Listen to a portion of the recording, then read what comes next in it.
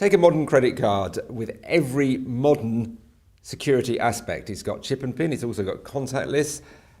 Is it secure? James Lyon from Sophos, you're going to show me it's not quite as secure as I might think. Take it away. Indeed, a lot of people would think these are perfectly secure. However, these have to be backwards compatible with a lot of countries that don't support all this new fancy stuff. So we're going to create a very quick clone of your credit card.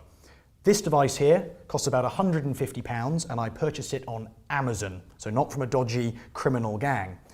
I'm going to swipe this through here, which as you'll see on the screen, reads all of the data. That's your credit card number, your name, your expiration date, everything that I need to do a transaction in a country like the US. How come my card has ended up in a machine like that, though? I don't do that. Yeah, so there's a few ways it might happen.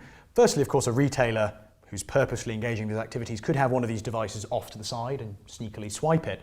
But this is a rather large model. They actually come in a tiny form factor where they can be put in front of ATM devices or even pre-built into a point of sale system at a retailer, sometimes even before it arrives at the store. That's what's been happening a lot through 2014 in some of these big data breaches. So you've got my data, what happens next? This is going to become your credit card.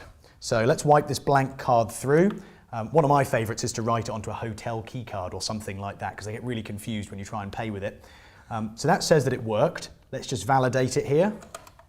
Swipe, and you can see this now has exactly the same information as your credit card. Either of them would work. Yeah, but when I pay for anything with my credit card, I'm also asked to put it, certainly online, I'm asked to put in a security number, a 3-number security. So you've got the 3-digit security code if you want to do an online transaction. What cybercriminals will do with a card like this is they'll go and use a payment gateway in a country that doesn't have access to any of those records. It's not using the chip and pin. They'll put that through and most banks will accept it. When you go to the US, you swipe your card, you sign, and you move on. Of course, online fraud is an entirely different category and there are lots of opportunities for attackers there as well. But this is still a very tried and tested technique for the criminals. So be aware, your card may not be quite as secure as you think.